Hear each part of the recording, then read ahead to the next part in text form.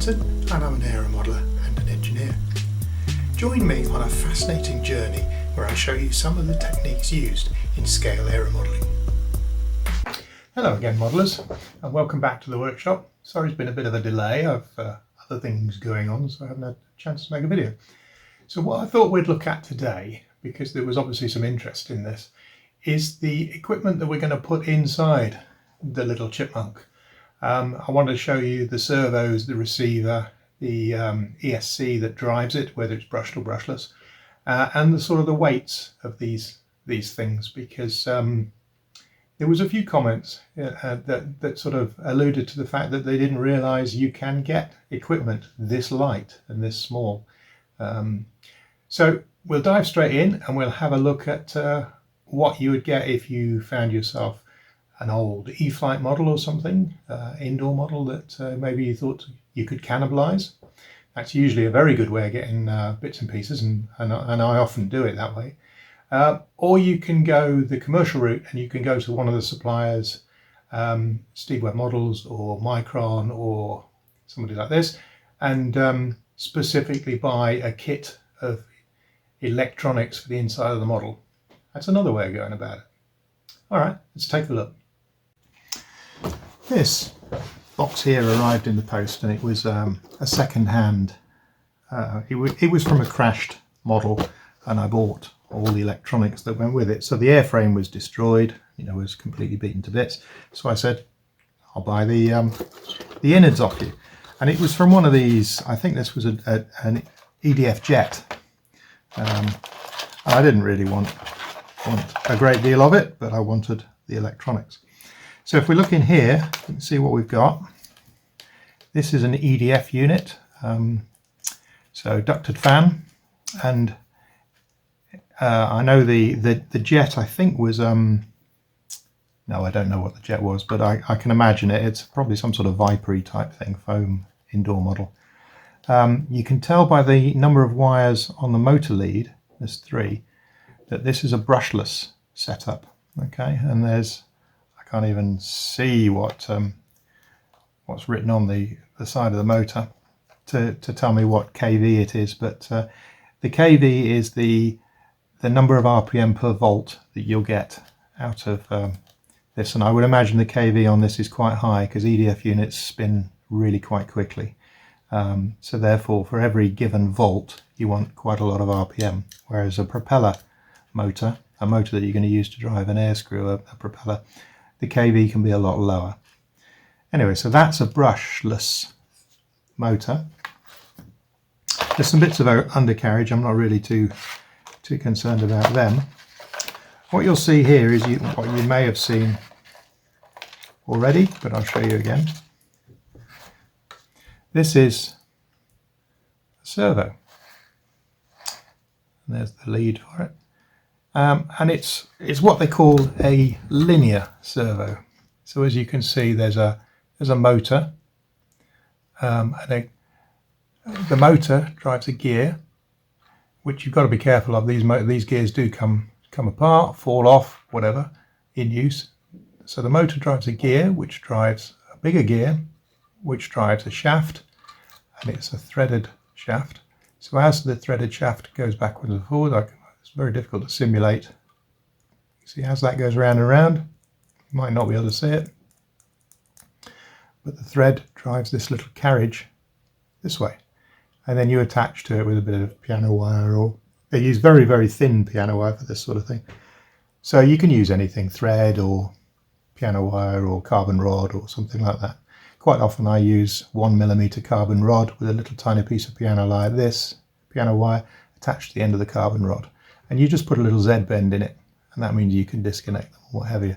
So this is what I call a linear servo. I'm just going to try and take the rod out of it. So now we have purely the linear servo. Okay, now you probably can't see it. Let's see if I can get it in frame. Little scales.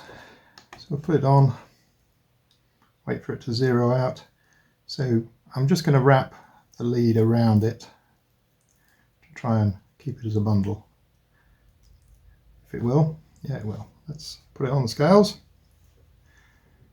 So that one weighs 2.5 grams. That's not a lot of mass, but you'll probably find 2 grams of that is the cable and the connector on the end. So there are ways around that. You can use an even thinner wire to drive the servo. But there you go. That's 2.5 grams for a little linear servo. So that's the servos. Just going to see what else we got in the box here. I'm going to take this off of there.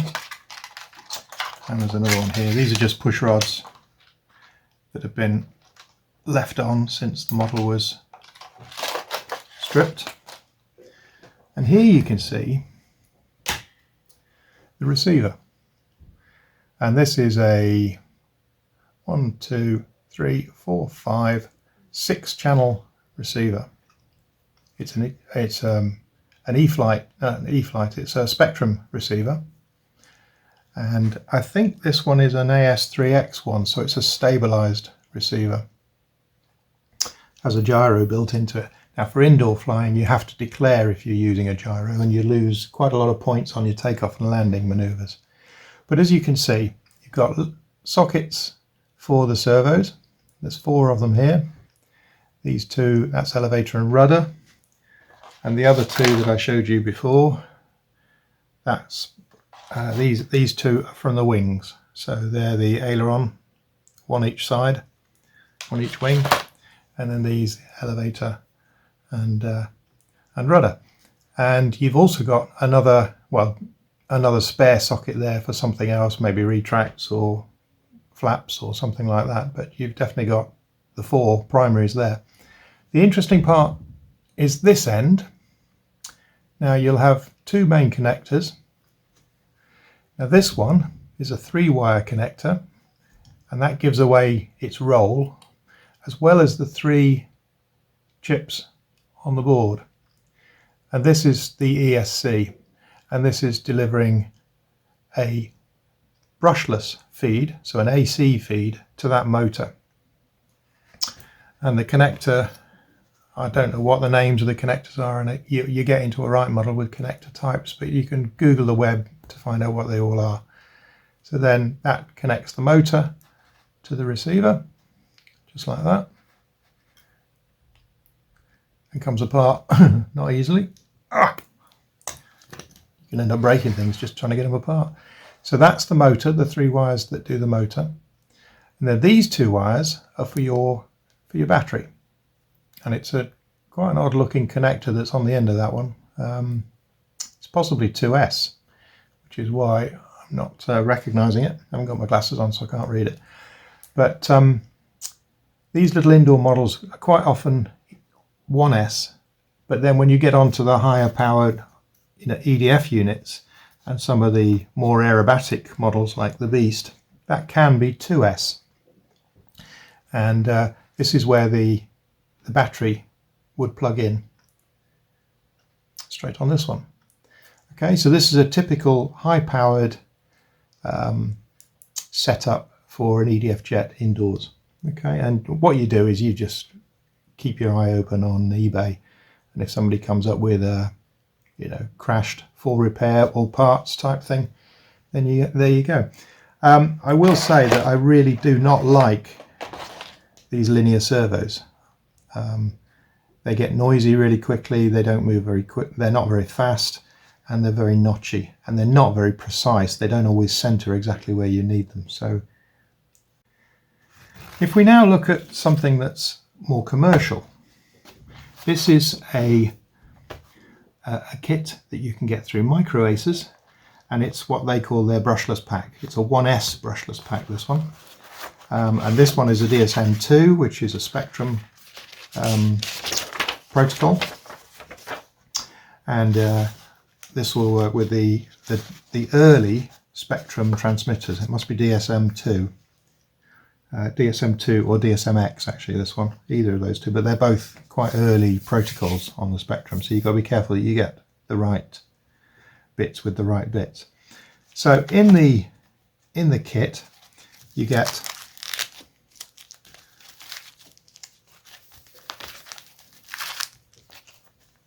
four servos, 4 servos? 3 servos. I thought there was 4.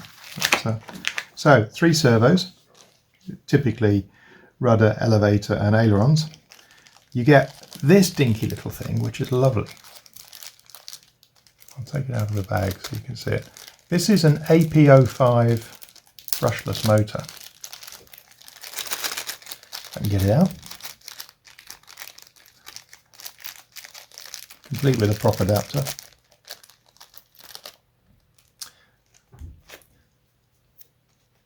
So here we have little tiny, oops, that's the rubber for attaching the prop, and also there's some screws that attach the prop. So I don't know whether you can see that. That's the dinkiest little electric motor, and this is a brushless motor, so it runs on 3 wires, and there's 3 wires there, and you may think they're exposed, but they're not. They're lacquered wires, so they are insulated wires. It's a clear lacquer over each of the 3 wires. It goes out onto 3 pins. So that's the motor, an AP05, and I'm pretty sure it's around a 5 amp motor, which is quite a bit of power. So I'll pop that on the scales. So that's 5.9 grams. That's pretty good. Also included in the kit are 3 servos. And you can obviously buy these individually.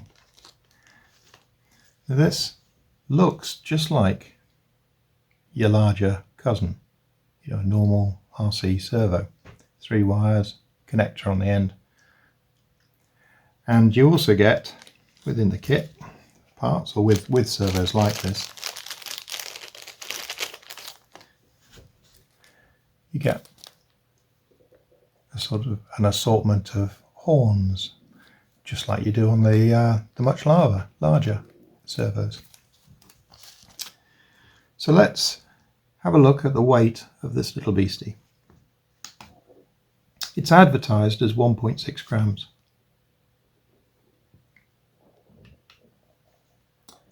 1.9 grams. So I think what you'll find is that the servo is 1.6 gram, but by the time you've added a lead, it's 1.9 grams. It is what it is, and those are the weights you've got to deal with. But these are much more precise. They zero better, they're faster, and they're much smoother, and they're very quiet. Much nicer. So if you've got a choice, go for the they're usually listed as a 1.6 gram indoor servo. They're quite often white in colour rather than black. Not that it makes any difference. No labels on it. So that's the servo. We've already looked at the brushless motor.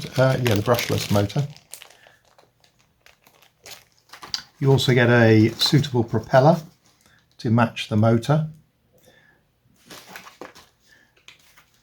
So the only other thing in the box is the receiver.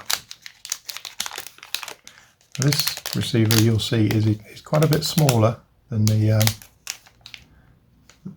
second-hand one you've just seen in the E-Flight model. This has come in a sealed package, which is always a good sign.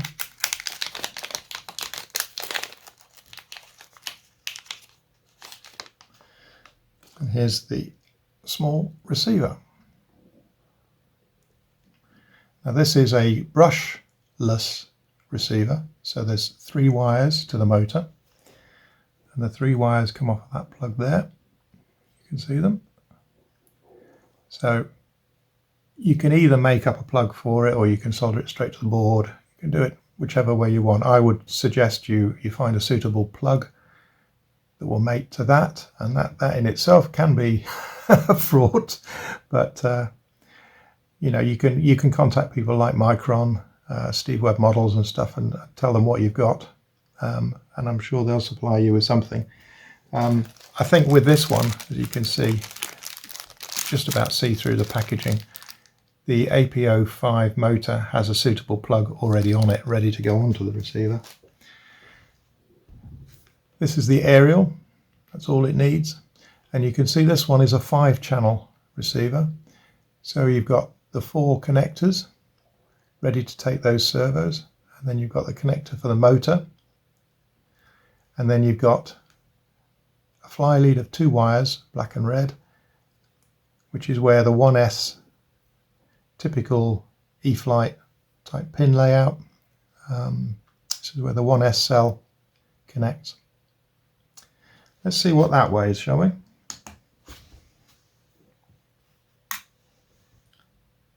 .4 of a gram. Not a lot of a lot. Okay, so that's the setup you get from Micron. That's a typical 1S, what do they call it? DSM-2, DSM-X, Microace's brushless flight pack 1S. Now they also do it in FR Sky version and Futaba, and yeah, those are the ones that they do it in. You get a nice leaflet with it, show you what you can do with the thing and the specifications of the thing. So that's the powertrains, that typical powertrains. I'm going to use this APO5 brushless setup from Micron, and I'm going to try and figure out a way to mount that motor in the nose of the little chipmunk, and that should give us more than enough power. Here we have some more goodies, and I'll just show you. These are just my spares box, various items. I just wanted to show you some more bits and pieces. You remember I said the 1.6 gram servo is also available in white. This is a white version of the one. This is from Hobby King. I got one in here that's already out of its bag. Nope. No, they're all in bags. Let's just make sure these are the same weight as the black ones, shall we? So, just out of curiosity. Again, the same sort of accessory pack. Now, if you remember, the black one was 1.9. Yep, 1.9. Which is still excellent. Nice and light. Now, if I show you what most people consider an indoor servo, those that aren't aware, they would look at something like this. I think that was the sort of size that we're talking about. That's an outdoor servo by my stretch of the imagination. See the weight of that. Oops. Not doing a very good job of getting that coiled up, am I? Let's wrap it around my finger a few times and put it through there as a knot. If I can. There we go, that keeps it all. 6.4 grams. So you can see that's the weight of 3 of the other servos. So there we go. What else have I got to show you? There's another one of these linear servos.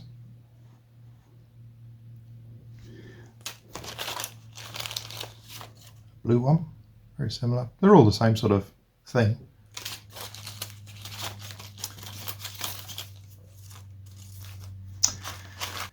So while rummaging around, I've found some motors, some brushed motors. And this is typically what you would find in the E-flight indoor models. See what we've got in here. That's a genuine park zone motor, but I'll see if I've got one that's separated out so you can see. I tend to buy these motors from China, and they come as a pack with a propeller and all the parts dismantled, so you've got to assemble it. And the motor shafts, the diameter of the can, it's difficult to see, the diameter of the can and the length of the can denote how powerful it will be, and you can usually get a bit of a clue by the size of the pitch of the prop. When you assemble them, let's see about opening this one. When you assemble the motor onto the gearbox,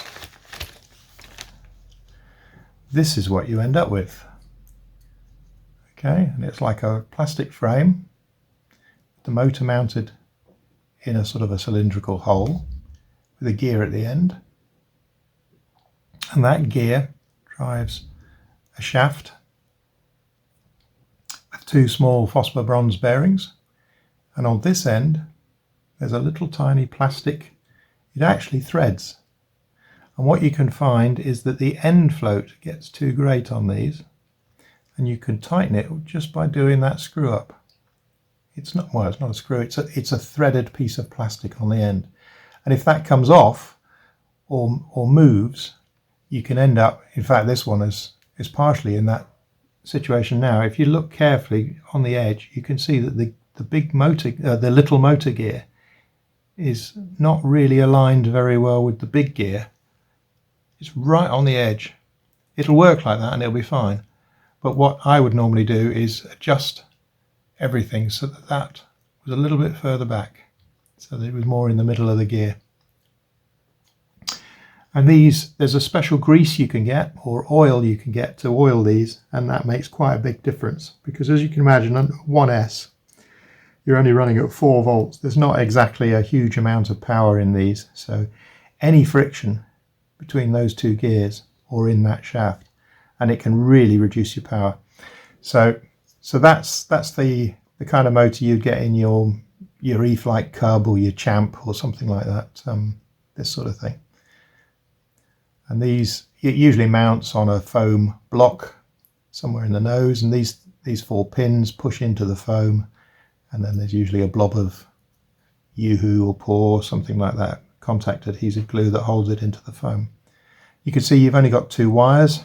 That's an indication that this is a brushed motor, not a brushless, which has 3 wires. And there's a 2-pin connector on the end ready to go into a receiver, which I've not got a receiver to show you, but it's very similar to the ones I've shown you that were the E-Flight ones and the Micron ones, very similar. But instead of having a large 3-pin plug on the edge of the receiver board, it has just 2. And you can reverse the direction of the motor simply by reversing this plug. It'll go in either way, so if your prop goes backwards, you turn that. If the prop goes backwards on the brushed motors, then again you just have to swap 2 of the wires over, just 2, any 2, and it'll reverse the direction of the motor. But they're usually set up to work standard as a viewed from the front, counterclockwise I believe, because that's the way the props are all more or less made, all the common props. You can get pushers. So there we go, that's the brushed motor. Alright, so I think just to finish off the subject of the radio equipment that we're using, I'll just talk to you a little bit about what I use on the transmitter front. Now for the outdoor models, I've got a rather nice Jetty, which I use, and also an FR Sky X10, which I love. They're both very capable transmitters, the Jetty especially. What I use for indoors is still FR Sky, but I use the X7. Now the reason I use this was, I think when I bought this one it was £90, that's all. It was very cheap, but it's very capable, and all this software and everything that I use for the bigger X10, it's the same. So the programming and everything is just as powerful on this little thing as it is on the big one, which is quite impressive. So I use the X7, but one of the good things you can get nowadays with these transmitters, and it's not just for the FR Sky stuff, but most of them now take a module in the back of the transmitter. So if I turn this one over, you'll see that in the back I've got a module. Usually the aerial's a bit more at that angle, and there's a module fitted into this. And what this module allows this transmitter to do is to broadcast on all the protocols. That is Spectrum, JR, Futaba, even that funny high-tech red protocol. So hopefully that's given you a bit of an insight into the RC gear that we're going to use in the model. Okay, well, there we go. We've come to the end of another video. I hope you've enjoyed it, and if you have, then please click like and subscribe, and we'll see you on the next one.